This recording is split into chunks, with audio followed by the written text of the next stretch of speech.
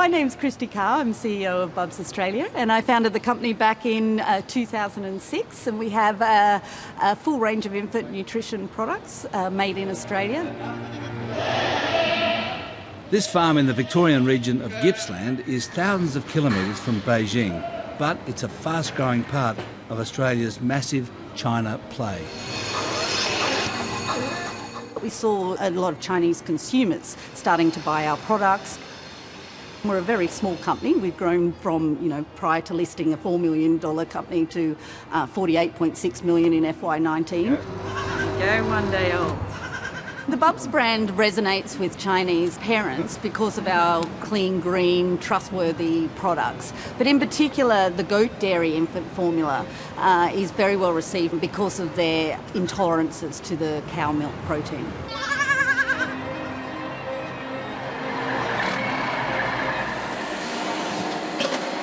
From the farm to the factory.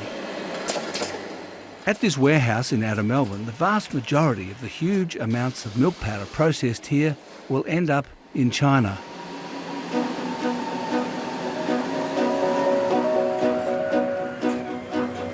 Australia is like a business with one dominant customer, China. They buy our food, they fill and pay for our universities, they arrive by the plane load as tourists, and above all, they buy our minerals. Exports to China total $120 billion a year. And the good news is that this has allowed Australia to record its first balance of payment surplus in 44 years. The bad news, especially with what's going on with the United States at the moment, is that without China, Australia would be in recession and the federal budget in permanent deficit. The tension with China versus the developed economies it's bigger than just Mr. Trump, it's bigger than trade, and indeed it's bigger than just the US. My hunch is even if Mr. Trump was to move out of the White House, strategic tension with China would continue, and it will continue to put Australia in an awkward position, torn between a Western bloc that is our natural home in terms of values versus China, who is our largest trading partner. And the product Australia sells far more of than anything else is iron ore. China has been Western Australia's largest market for exports since 2006, and Western Australia is the largest source of iron ore for China. So, do we have too many eggs in one basket?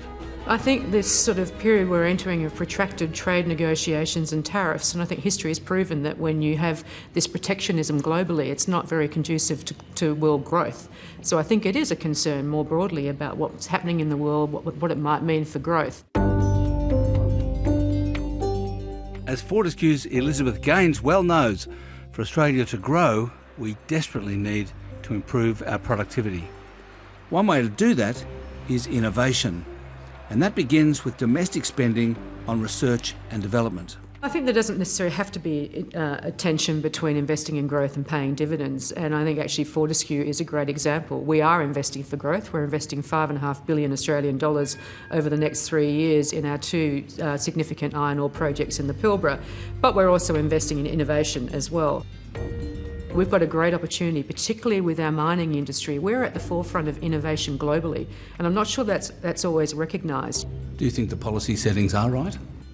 I think there's more that can be done to support and to provide incentives for innovation more broadly, and I think with research and development there has been some slowing down in terms of the support for research and development, and I think we could do more. Whatever the government does, ultimately the answers lie in the private sector. Trouble is, Australia's big companies are too busy paying billions in dividends to spend much on R&D. R&D spending has increased in the past 20 years, yet it's still nowhere near as important as keeping investors happy. But maybe change is coming. There's a whole class of smaller and more agile firms that are sending Australian tech to the world.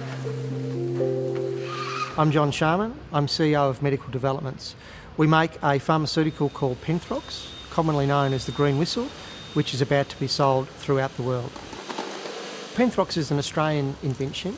It's used for acute pain trauma incidents, It will take your worst pain imaginable away in 10 breaths. The company is working with the CSIRO on technology that could revolutionise pharmaceutical production by pumping medicine out of the labs continuously instead of in batches. For Penthrox, that means 5 times the output for half the cost. Penthrox has the potential to dominate the planet. Growth should be 20 times where we are today. Penthrox was developed in the mid-1970s, but for decades it's only been sold locally. John Sharman's mission is to sell Penthrox to the world, but he says many other Australian firms are reluctant to take that leap. I don't think we lack the skills and the intuition or the intelligence to do it. Traditionally, the Australians have been happy taking on the Australian market, and I think a lot of that agenda is set by boards. And I think boards in Australia are inherently conservative for global opportunity, particularly because it can involve spending a lot of money and failing. Growing a company is not just about mindset. You also need money from investors. And there are some strange things going on with investment dollars in Australia lately. This data from Deloitte Access Economics shows that project investments in Australia's north and west has fallen by an incredible $236 billion. But at the same time, project investment in Australia's east and south has gone up by $56 billion. That's private sector money flowing out of mining in the west, while record amounts of government money is being spent on infrastructure projects on the east coast to prop up our stalling economy. Ultimately, government spending can't maintain long-term growth, but there are other answers. We just have to harness Australian talent and brains to make it work.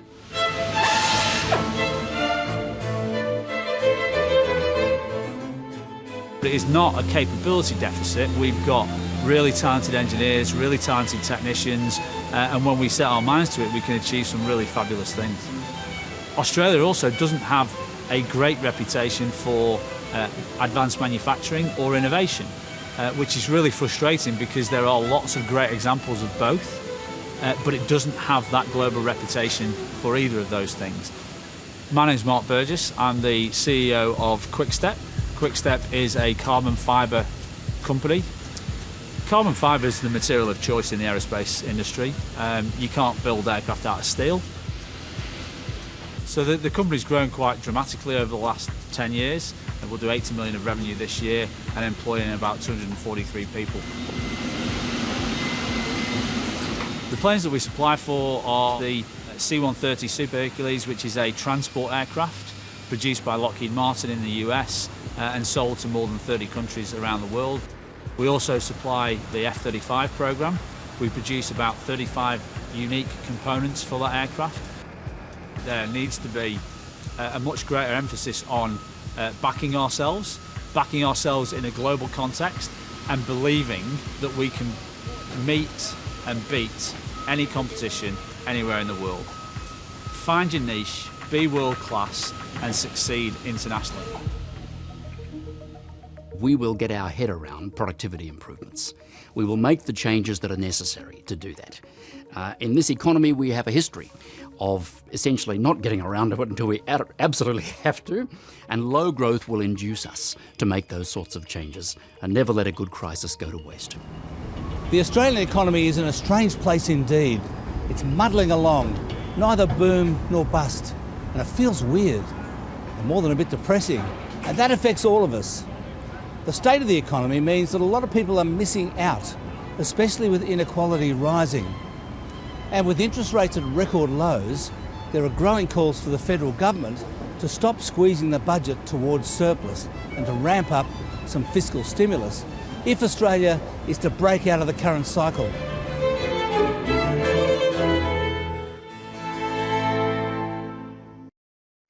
Hi, I'm Lee Sales. Thanks for watching this story. If you'd like to watch more of 730's stories, they are on the left of your screen. And tap on the button below to subscribe and get the latest from ABC News.